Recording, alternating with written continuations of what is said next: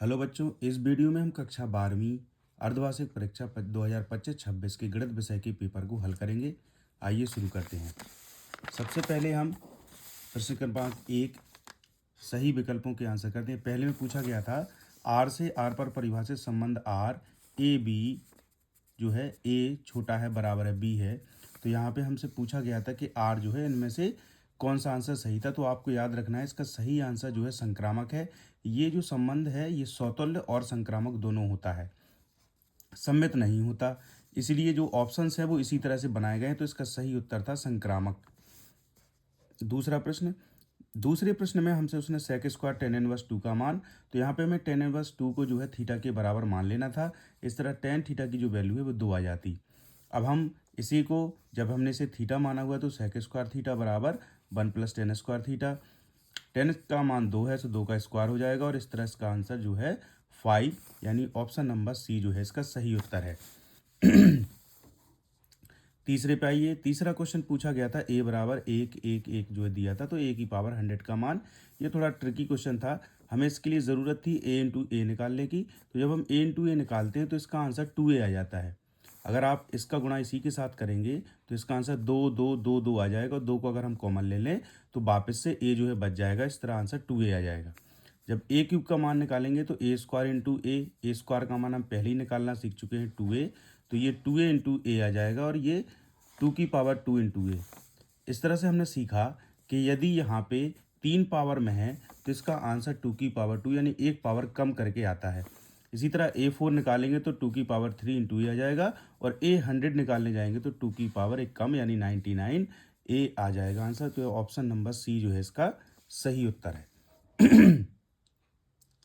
आइए चौथे प्रश्न को करते हैं। चौथे प्रश्न में हमें दो चीज़ों की ज़रूरत थी। एक तो के ए का मान जो है के की पावर एन इंटू ए के बराबर होता है और ए बी का मान मॉड ए इंटू मॉड बी के बराबर होता है। तो इस तरह यहाँ पे जो 3ab है अगर हम इसे a मान लें पहले फॉर्मूले के हिसाब से तो इसकी जो वैल्यू है वो 3 की पावर 3, क्योंकि 3 कोटि का क्वेश्चन है तो इसका 3 की पावर 3ab हो जाता। ab का मान a इंटू बी हमने ऑलरेडी पढ़ा हुआ है। तीनों के मान रखने पर यहाँ पे आप देखें 27, इसका मान -1 दिया हुआ है, इसका मान 3 दिया हुआ है। तो इसका आंसर -81 सही हो जाता। आइए पाँचवें प्रश्न को करते हैं। पाँचवें प्रश्न में 1 माइनस कॉस एक्स जो है दिया हुआ था। यहाँ पे जो 1/2 sine square x, 1 minus cos x की जो वैल्यू है वो 2 साइन स्क्वायर एक्स के बराबर होती है। तो इस तरह इसका जो सूत्र है वो 1/2 को अगर हम कॉमन ले लें तो कॉस एक्स स्क्वायर x/2 बन जाएगा और आंसर जो है माइनस का कॉट x/2 अपॉन 1/2। 1/2 से 1/2 कैंसिल हो जाएगा। आंसर माइनस का कॉट x/2 यानी ऑप्शन नंबर डी सही है। छठे और आखिरी प्रश्न में अवकल समीकरण e की पावर x माइनस वाई का हमसे व्यापक हल पूछा था। तो यहाँ पे अगर हम इसे कन्वर्ट करें तो e की पावर x अपॉन e की पावर y बन जाएगा और e की पावर y को अगर हम इधर ले आएँ और e की पावर x को dx को इधर ले जाएं तो इस प्रश्न का जो सही आंसर है वो c e की पावर x माइनस e की पावर y बराबर c आ जाएगा। आइए दूसरे प्रश्न को हल करते हैं। दूसरे प्रश्न में रिक्त स्थान दिए हुए थे 6, जिसमें से पहला प्रश्न था a बराबर 1 2 3 से स्वयं यानी a से a में ही रिलेशन बना था सभी एकैकी फलनों की संख्या होगी। तो आप ध्यान रखें जब एक का हम एकैकी फलनों में बनाएंगे तो एक के लिए तीनों ऑप्शन मौजूद होंगे, तो एक के लिए तीनों, फिर दो के लिए दो ऑप्शन मौजूद होंगे तो दो, और तीसरे यानी के लिए एक ही ऑप्शन मौजूद होगा। तो इसका सही आंसर जो है 6 आ जाएगा। फिर जो है दूसरे प्रश्न में हमसे पूछा था अवकल समीकरण x dy upon D X plus Y बराबर एक्स स्क्वायर का समाकलन गुणांक। तो जब हम x का भाग इसमें देते तो p की जो वैल्यू है वो 1/x आ जाती और इसका आंसर जो है केवल x आ जाता। तीसरे प्रश्न में root X plus root Y, इसका हमें अवकलन करना था। जैसे ही हम अवकलन करते dy अपॉन डी एक्स का मान माइनस रूट में y अपॉन एक्स आ जाता। e की पावर x का रूट x के सापेक्ष अवकलन गुणांक पूछा है। तो इस प्रश्न को जब भी आप हल करें सबसे पहले पहले फलन को u माने, दूसरे फलन को v माने। u और v मानने पर कुछ इस तरह से दोनों के अवकलन आ जाएंगे। जब हम du अपॉन dv निकालेंगे यानी पहले फलन के सापेक्ष दूसरे फलन यानी du अपॉन dv, तो e की पावर x के बटे में 1/2 रूट x को रख देंगे और आंसर जो है 2 रूट x e की पावर x हो जाएगा। पाँचवें में हमसे सूत्र पूछ लिया था under root A square minus X square का, तो ये x/2 under root A square minus X square plus A square upon 2 sine inverse x upon A plus C. अगले प्रश्न में 5 यहाँ पे ये जो सारणिक की वैल्यू है 13 दी हुई थी, तो इसमें n की जो वैल्यू है अगर हम इसे हल करेंगे 5n+3 = 13, तो इसका जो n की वैल्यू है वो 2 आ जाएगी। आइए तीसरे प्रश्न यानी सत्य सत्य को करते हैं। तीसरे प्रश्न में f(x) बराबर mod x बराबर 0 पर अवकलनीय है, ये असत्य है।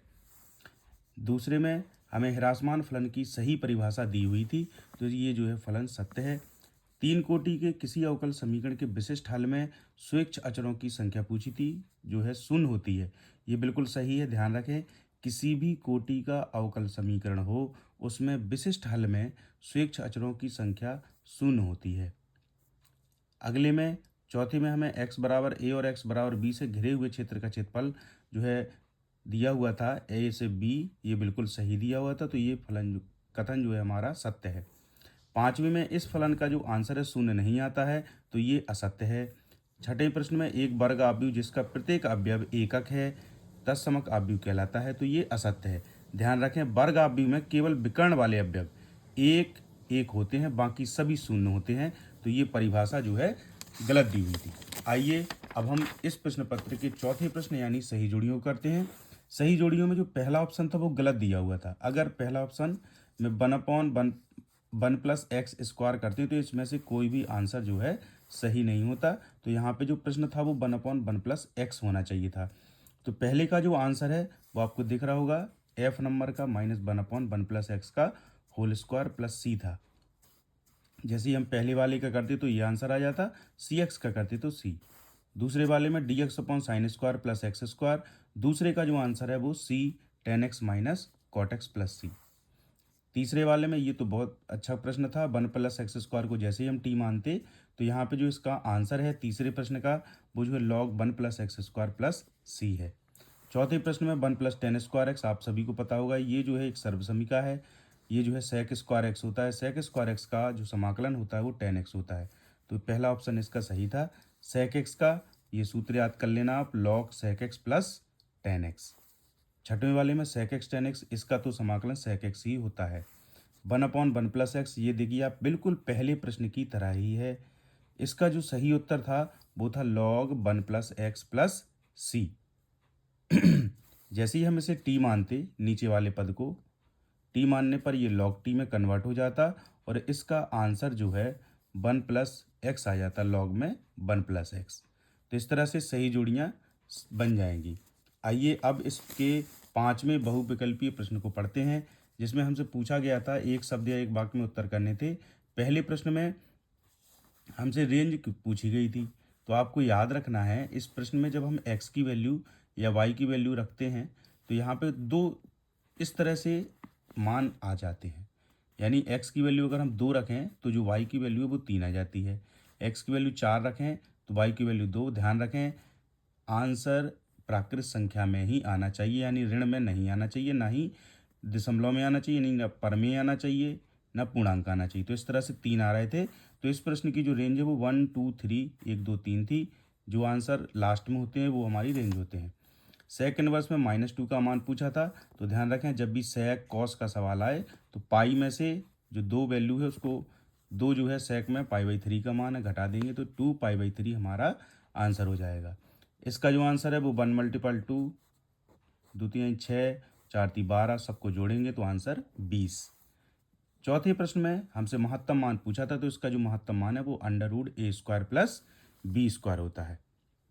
अगले प्रश्न में हमसे पूछा गया है कि a² + b² dx का मान लिखिए, तो यहाँ पे a² x करेंगे इसका तो a² x आ जाएगा, x² का तो x³ 3 + c।